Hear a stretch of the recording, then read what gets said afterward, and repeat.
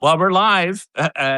Welcome back to World Review. Apologies for being a few minutes late. We had technical problems, as they say. This is World Review with Ivo Daalder. We're back this Friday with Steve Erlanger of the New York Times and Karen DeYoung of the Washington Post, two veteran journalists who know how to do the job better than anyone else. And I can't think of two people I'd rather spend this Friday morning talking about the visit by President Zelensky to the Oval Office following a 2-hour telephone call between President Trump and President Putin yesterday. A lot to dissect. So, Karen, let's start with you. We thought this was going to be a week that would end with a visit of the Ukrainian president for a very good meeting with Donald Trump that had been set up over weeks, leading to increased pressure on Russia. And then all of a sudden, the president gets on the phone with Vladimir Putin yesterday and says, "Well, you know what? We're going to have a meeting in Budapest in a few weeks." Yeah. Can you sort of, what does your reporting tell you about what was happening in the White House over the past week as people were prepping for the meeting with Zelensky? And then apparently it was Putin who requested the call, but the decision to take the call and then put that monkey wrench in there. Well, it's a little bit Groundhog Day. We've all been through this before. Trump talks to Putin, Trump talks to Zelensky, and the person he last talked to seems to influence what he thinks about the situation. I think Trump is a bit full of himself after last week, where he solved the war in Gaza, at least got a ceasefire and got hostages back, and got a lot of praise and congratulations and massaging of his ego by a lot of people around the world. So Putin, I think, realizing that Trump was going to meet with Zelensky today, decided that he needed to put his oar in and make sure Trump had a proper understanding of the situation. So it was Putin, as you said, who arranged this call. They talked about Ukraine. They talked about Gaza. Putin, according to the Kremlin, said, "Wow, great job in Gaza. We're all so proud of you." Trump said the call was productive, said they were going to meet for a summit, which Trump said was going to be within 2 weeks. I'm not sure it's going to happen that fast because These are like the Trumpian 2 weeks. Yes. And the question is whether that meeting would be just another stalling tactic by Putin, like the Anchorage summit was in August, or Trump will really lay down the line. I have the feeling that even if he did, Putin is not quite the same as Netanyahu, and saying, "Do this because I say so," is not really going to work. But in any case, I think for Putin, it was another effort to sort of lay the groundwork and deflect pressure on him to make sure Trump saw things from the right perspective before Zelensky got here. The senior Kremlin officials who briefed after the talks talked about what they think is a real lure for Trump to see things their way, which is all kinds of promised economic deals. We can be great trade partners in the world. You can invest in Russia. We'll have energy partnership. We have lots of rare materials that you need. So it's a pretty familiar gambit by Trump. Zelensky, the meeting was originally scheduled for 11 o'clock this morning here in Eastern Time. It's now going to be at 1 o'clock when the two of them will sit down to one of these now classic Oval Office meetings, where Trump will certainly opine on not only Ukraine, but everything else that he wants to talk about. And I think that, but we will get a better idea of where it stands. The main thing on the table is Tomahawk cruise missiles, whether the United States is going to allow Ukraine to have some. Zelensky's made a big push for this. The Ukrainians are still under very heavy bombardment. Not much has been happening on the ground.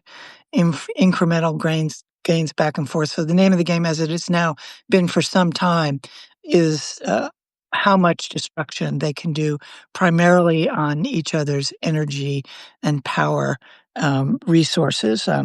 Ukraine has said if they get Tomahawks, it can be a game changer. They can hit Russian energy targets more than they have. I mean, they have some long-range missiles, but nothing nearly as long as this. They can go as far as 1,500 miles, which is 3 times the distance to Moscow from Ukraine. The Ukrainians claim that they have really damaged Russian oil and energy output. They've brought they say, Russian energy oil exports down by about a third because they've hit a lot of these refineries. They've hit storage areas. And again, they say this can be a real game changer. Trump said he did bring this up with Putin, but in what he said was a lighthearted way. Sort of, what would you think if I gave Ukraine thousands of Tomahawk missiles? I don't think it would be thousands. It might be hundreds. Tomahawks are useful. They have very low trajectory, fly 1,500 feet above ground. It's hard for radar to detect them. There are different kinds of them that can do different things. And so, in a sense, it could be a game changer for Ukraine. But a lot of people think it's more symbolic than substantive. That it would show that Trump really means what he says to Putin. He wants this war to end. He wants a ceasefire. Um, but he's threatened sanctions and deadlines and sending lots of weapons for months and months and really hasn't done too much about it. Although I think the White House is well aware that another fairly useless summit with Putin would not be a good optic for them. He talks about another option that he has, which is this bill in the Senate, which has 84 bipartisan sponsors that would impose 500% tariffs on Russia and anybody who wants to buy Russian oil or anything else. So I think that what we'll see in this session with Zelensky is which way the wind's blowing. Is it going to be another disaster like it was back in February, where they basically sort of insulted Zelensky as a poorly dressed ingrate? Or is it going to be like the meeting they had in the Vatican, where they both came out saying, yeah, we made real progress and, Ukraine can win this war? Great, really a great synopsis of what's happened. And Steve, I imagine that late yesterday, as the news was tricking out. In fact, Trump was tweeting that he was on the phone with Putin, just to let people know that the European leaders said, "Oh my God, there he goes again." You had a sense, really, after the Washington meeting, which followed the Anchorage summit, that the Europeans thought they might have now pushed Trump in the right direction. Most of the reporting seemed to be going in that direction as well. And there it goes again. So when you woke up this morning and started doing your rounds with your sources, what's the mood in Europe for both for this meeting that is happening now early this afternoon here in Washington, and the prospect of yet another meeting with a man who no one in Europe, other than I guess Mr. Orban, wants to meet with? Um, I think Europeans hoped this time that Trump and Zelensky managed to have lunch. If you remember, in the big White House That blow may up. be why they set it back. Maybe they're not having lunch. Who knows? I don't know. I'm supposed to leave at 3:00 to go play golf, so we'll see. Yeah, well, I mean, look, I think people understand the U.S. is washing its hands of Ukraine. Trump wants to end the war. Putin doesn't want to end the war. I thought it was really interesting that Putin made this call to Trump, full of flattery, of course, but just to get his word in edgewise. I think actually to push him back on tomahawks to make sure that that doesn't happen. I think, Putin has leverage too, right? Let's not forget that. Zelensky doesn't have much, but Putin does. Putin still, has a lot of his military, which has never been used in Ukraine. He has nuclear weapons. He has nuclear submarines. He's building up his military. If he tells Donald Trump, which he has done effectively through Lavrov and so on, sending tomahawks will change the nature of our conversation. Don't do it. I think that was really the essence of this conversation. I never took tomahawks all that seriously, partly because there are very few. I mean, they're meant to be sent from ships. There are very few ground launchers available. I think the Marines have some, I've read. The Ukrainians could build one, but it would take quite a while to figure out how to do that. You need American help and intelligence. I'm sure people in the Pentagon think the idea of sending missiles that could hit Moscow and beyond to Ukraine is probably something they'd want to think about. I'm not sure they think it's a great idea. And also, frankly, the Tomahawk is a pretty old weapon, and it may be Russians know how to shoot them down. So if you have to send a flock of them, you run out of them pretty quickly. So I don't think it's a game changer. I mean, there's very little happening on the ground, and I just again think Trump simply has no idea of the passions and ideologies and commitments that are driving this war. And we're in a sort of frontline stalemate, which Karen nicely described. The Russians can't take advantage of any little breakthroughs, and the Ukrainians don't have enough manpower. So it's a lot of artillery and a lot of drones and not much movement. And even the British defense intelligence people said that in September, the Russians took half the land they took even in August, and they're not taking much. So, I think people are a little less freaked out. I mean, when Witkoff came, having met Putin, flying back, thinking he'd gotten the golden apple. And that really panicked people because they didn't know what the hell Witkoff was talking about. I mean, even Trump didn't really understand what Putin was really talking about.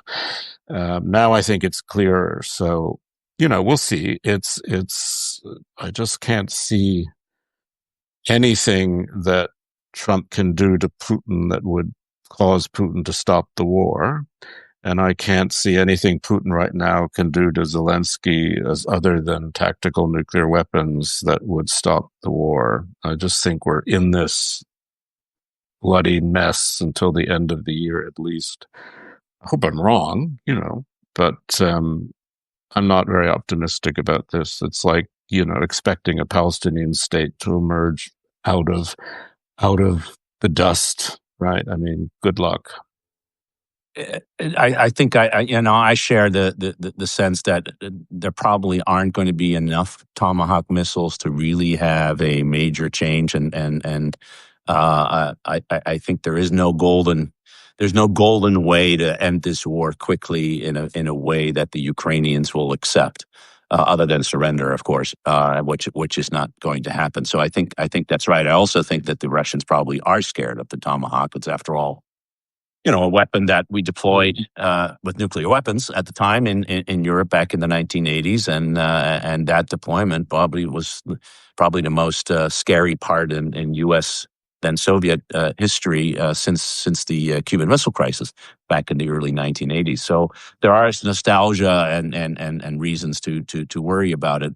But I want to pick up on a point that Karen made, which is that Trump is on this high now after the Gaza thing, that he really, but he has defined this conflict, and he, in fact, at the Knesset speech again started talking about it, that ending this conflict is sort of necessary to prove his bona fides as the peacemaker. And unfortunately, he's defined that himself. He has no one else to blame but him. But he campaigned on it that he could solve it in a day. He did. He did get a ceasefire in Gaza, and I actually think he deserves a lot of credit for it. But he got a ceasefire because he had something in this situation that he doesn't have in Ukraine. He could force Netanyahu to say "da," or whatever language it is that whatever yes is in Hebrew, and Netanyahu had no other. Ken, I think Ken is the word. There you you're go, looking Ken. for. Thank you very much, Ken. And it tells you a lot about my Jewish background.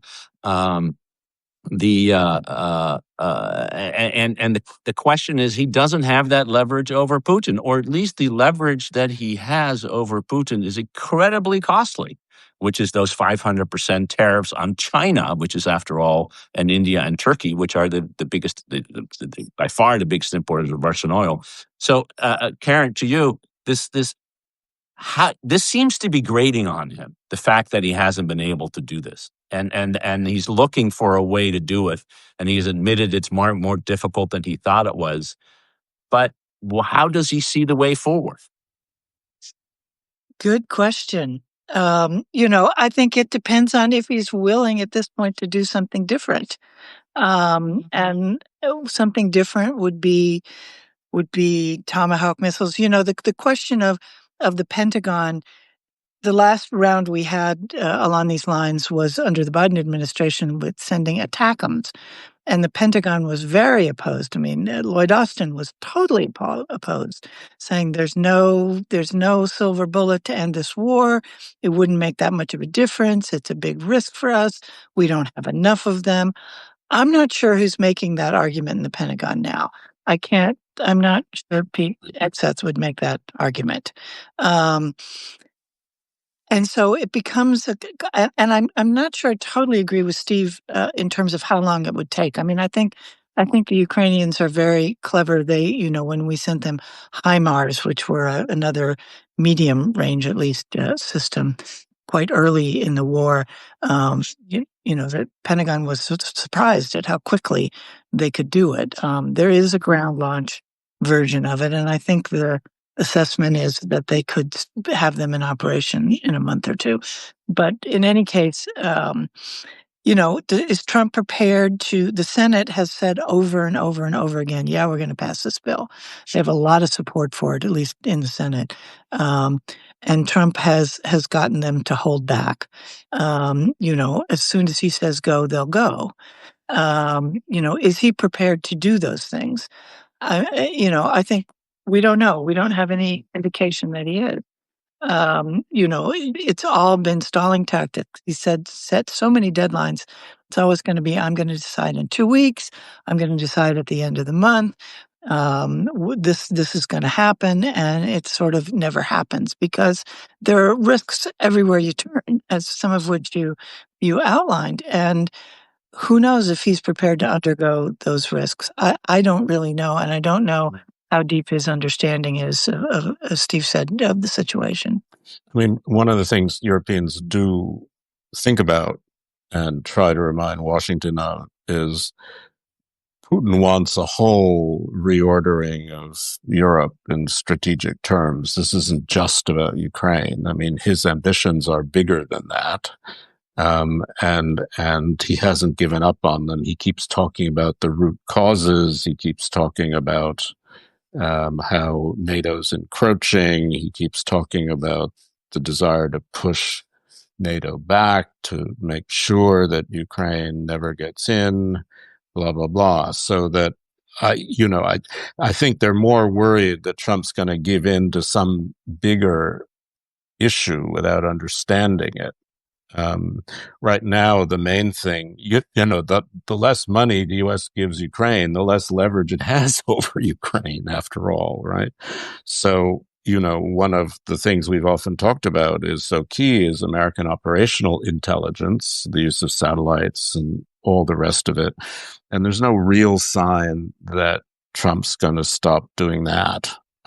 But, if he did again, he did it briefly when he was very angry at Zelensky. If he did that, that would make a difference. But, it's Europe's war now, right? I mean, Trump has generously said you can buy American weapons, even the Tomahawks. I mean, he's not going to give them. He's going to expect the Europeans to pay for them. And the Europeans may not want to pay for them. I mean, there's a big money issue. I mean, there's a big money problem. Brussels is running around trying to figure out how to use the frozen Russian assets to create this loan for Ukraine to keep it off their own national budgets, which don't have any room. So, I mean, this is another issue, I think, that's in the air, as well as the World Bank talking to Ukraine about a loan. I mean, Ukraine, it's the general direction of travel is not great for Ukraine, but it's not catastrophic and it's not soon. I think that's where I come down. Yeah, and it may not even be the direction of travel I think is still blurry. I do think as Karen rightly pointed out at the beginning, these long range strikes against their oil and gas facilities, particularly refineries, really are hurting the Russians. If the Indians were to decide, which I don't think they will, to reduce the purchases of oil, and if you could convince your big friend Erdogan to do the same with Turkey, then it's basically China, who I don't think you can convince. And we have too many other irons in their fire. I think that things will be okay. The one area where the U.S. And Steve, you rightly pointed out, has real leverage over the Ukrainians is in intelligence. And if that were to be cut off, that would have a very, very significant impact on the ability of the Ukrainians to maintain, let alone improve the situation that they're in. But we're more likely to be in a stalemate, and at some point, the president there's got to be another war somewhere he can solve, maybe Sudan or something. Well, one big difference this time, which I think is important, in Alaska, they didn't prepare anything; they just flew there. But Rubio and Lavrov will meet in advance. So presumably they're going to have an agenda and they're going to talk about some issues. I mean, this is a meeting that will have more preparation. Now, whether that's good for Ukraine or bad for Ukraine, I don't really know. But, Alaska felt more like a fly by the seat of their pants thing after Witkoff. My impression, and Karen would know better, is that, Rubio's likely to organize a sort of more normal kind of meeting. Yeah, I think that Rubio, is still considered the more normal person, even though he's a fair distance on many issues from where he started out from the Senate. I think that there is some residual confidence in his ability to present a more organized sort of portfolio of options and tactics to Trump. But again, if you look at the Gaza thing, um, you had this, and I don't want to shift the conversation to Gaza, but you had this 20-point plan. So they did the first three things: ceasefire, hostage release, some increase in aid. There were no plans to do the rest of it. They just said this is what they were going to do. So I don't know, in terms of having an actual strategy that has steps and escalations or pullbacks, or I don't know if that exists. We're all still waiting for the National Defense Strategy to come out. No sign that it's ready to come out. And so, again, I think we just don't know. Trump, there's always a tendency when Trump meets with Putin that he kind of wings it, and he is susceptible to flattery and to divergence in the flow of a conversation, and we know that in generalities, but we never really know what goes on in those conversations. Yeah, no, I think that's right. I mean, I think the more likely outcome of the preparation that you talked about, Steve, between Rubio and Lavrov, is that the meeting doesn't take place. Because frankly, I think Rubio does understand the stakes in a way that we know he understands the stakes, given where he's coming from. He is also less likely to misinterpret or misunderstand the situation in the way that Witkoff did. By the way, the Financial Times is a very interesting piece yesterday on how Putin gave a history lecture to Trump in Anchorage. He in the does Palace. that all the time. I know. He does it all the time. But you think I don't see. but they the sort last of person. made this into the real reason the meeting failed, and I think don't you may credit right. them. All right. This is Personally. okay. Some competitive newspaper had a competitive. No, it's story. fine. I mean, it was an interesting I story. mean, there's an interesting story You know.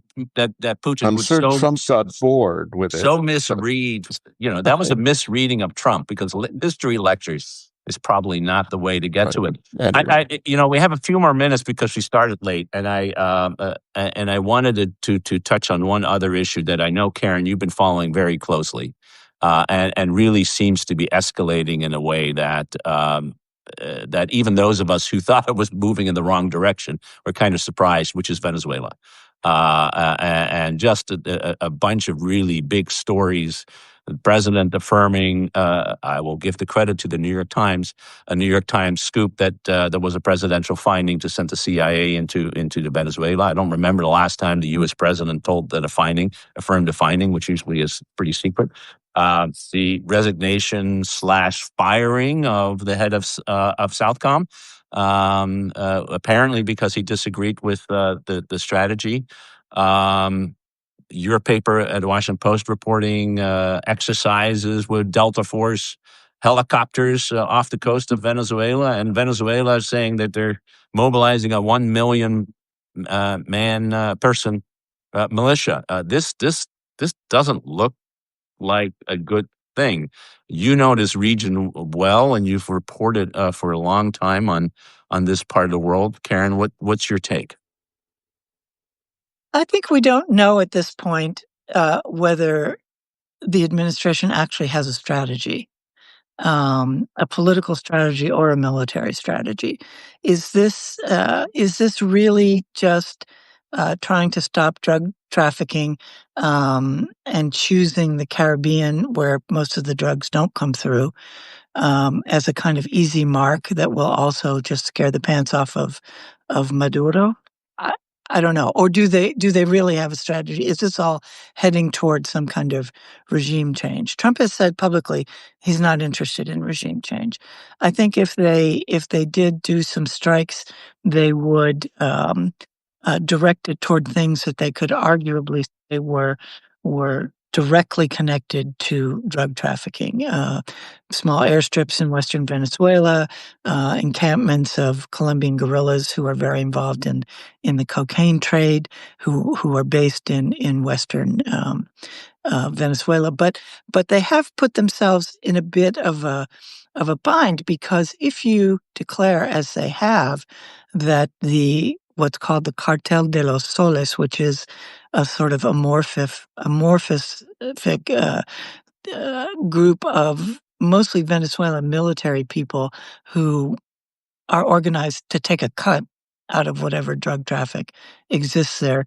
And if you say that, as the administration has, that is a foreign terrorist organization, and if you say, as they have said, that Maduro is the head of that foreign terrorist organization, how can you argue that he's not a legitimate target if you've said that, if you're already targeting boats and people that you say are involved in this? So at some point, I think they're going to have to. I mean, they're spending a lot of assets. Thousands of U.S. service members are in the Caribbean. Many ships, as we've reported, helicopters, reports that they've sent B-2 bombers to sit in Puerto Rico. So it's really not clear at this point, but I think it will become clear fairly quickly. So interesting. We are all old enough to remember that. I think it was George Will called George H.W. Bush the wimp. But when George H.W. Bush found a drug trafficker he didn't like, he actually invaded Panama and arrested Noriega. Very different situation, though. You So, had okay. 20,000 U.S. troops. Yeah, they were there. Based That in helped. Panama. Right. No, it was a little easier. And you had, by the way, you had Colin Powell as the chairman of the Joint Chiefs of Staff. Right. And the Secretary and Dick Cheney as Secretary of Defense. So it's very different for other things. But it does strike me that the way you just set it up, Karen, which is basically to box yourself in by declaring that Maduro is your enemy, and then not doing anything. Your That enemy, not because he's a communist, as no, because he's a drug sometimes lord, says, right? or because he's an ally of China and Russia and No, Iran, right. but because he's head of a foreign terrorist Yeah, organization no, exactly. with whom the United States is in a armed conflict. Conflict. Yes, exactly. So, Steve, looking at that, I mean, for one, does anybody in Europe pay attention to this? This is a pretty big deal. I would argue that this is one indication where the national defense strategy might go, which is focused on the hemisphere. But your own thoughts on how you see this? It's a pretty weird situation. Well, it is weird. I mean, the Spanish are concerned, but Trump hates the Spanish because Sanchez has admitted that he's not going to spend the entire national income on defense. Right? No, I mean, this really feels like Grenada as much as anything else. If you remember that, I mean, I'm not the expert on this part of which the one part of the world, except for period in Panama under Noriega, where I've never really reported. So I really need to be careful, and I bow to Karen. But in a more lighthearted way, I would think the Canadians had better watch out. When it comes to Latin America, we all bow to Karen. Karen DeYoung's terrific to see you. Wonderful conversation. Glad we got this bit on Venezuela in, which I think is really important. Steve, the warning to Mark Carney is loud and clear. I think he actually knows that. He is one of the very few people, and the Canadians are one of the very few nations that understand that something fundamental has changed. Yes, well, I mean, one of the jokes I often make is that if Putin has created a Ukrainian nation, Trump has created a Canadian nation. Right? Who would ever thought that Canadian patriotism would finally, after 1812, come together in the way that it did? It's been a terrific conversation. Thank you all for tuning in to watching us live, or when you watch us later or listen to us later on our podcast. We'll be back next week with another edition of World Review. Until then, have a great weekend. Thanks all. Good to see you. Bye.